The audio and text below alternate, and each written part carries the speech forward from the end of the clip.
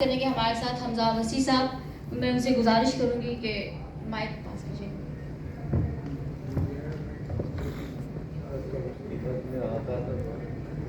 حمزہ وسیع صاحب مختصر بات کیجیے گا. جی بالکل, بہت شکریہ. اور میں سب سے پہلے آرٹس کونسل احمد شاہ صاحب کا اور شکیل بھائی ان کا بہت شکر گزار ہوں کہ انہوں نے مجھے موقع دیا.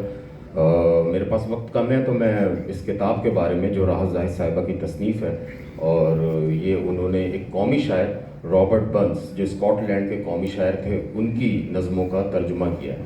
تو اس کتاب کی اگر تخصیص کے حوالے سے بات کی جائے تو اس میں ہمیں یہ نظر آتا ہے کہ یہ ایک ایسی نمائندہ شاعرہ ہیں جنہوں نے, جو یہ کتاب ہمارے لیے تو باعث فخر ہے ہی کیونکہ یہ انہوں نے ان کے ترجمہ ہے, اور وہ ایک طیار غیر سے جو ہے ہمیشہ سے ایک متحرک شاعرہ رہی ہیں اور انہوں نے بڑا غیر معمولی کلام ہمیشہ پیش کیا ہے.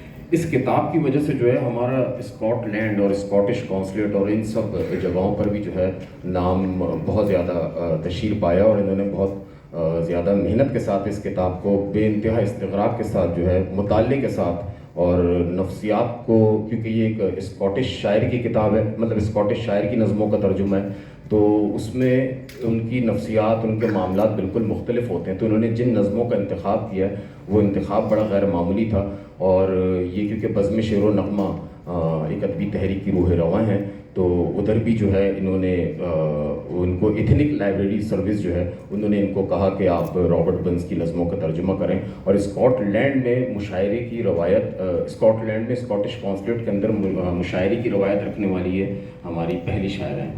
تو یہ بہت بڑی بات ہے کیونکہ یہ ہمارے ملک کا ایک تشخص جو ہے برقرار رکھ رہی ہیں. اور دوسری بات یہ ہے کہ یہ کتاب جو ہے, جو ہمارا بچوں کا نصاب ہوتا ہے, تو اب جو نصاب جدید ہوتا جا رہا ہے, تو مترجم کے اندر ایک خصوصیت کیا ہونی چاہیے, اس کے خصائص کیا ہوتے ہیں, کن چیزوں پر اس کو توجہ دینی چاہیے.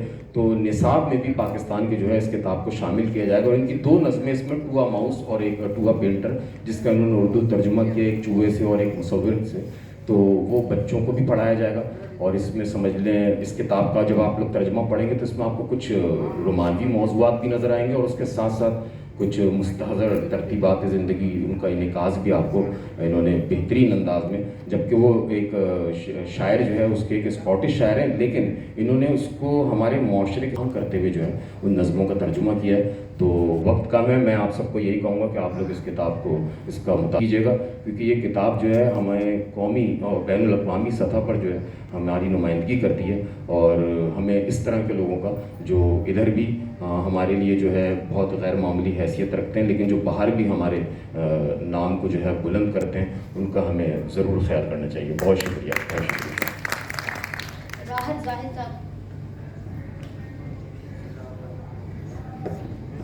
بہت شکریہ.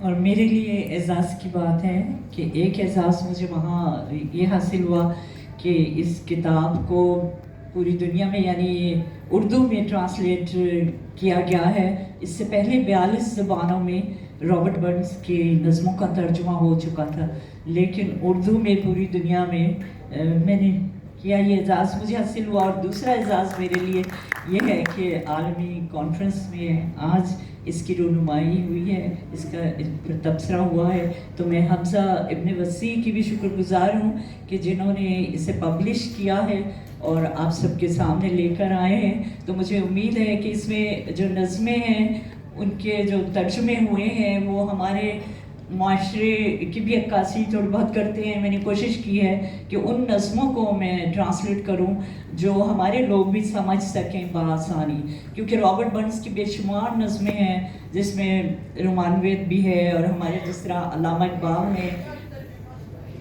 جی وہ کتاب حمزہ اگر آپ تو چھوٹی ایک نظم ہے, وہ بہت چھوٹی سی ہے میں کیونکہ واقعی کمی ہے, اور انہوں نے کافی باتوں کا احاطہ کیا ہے.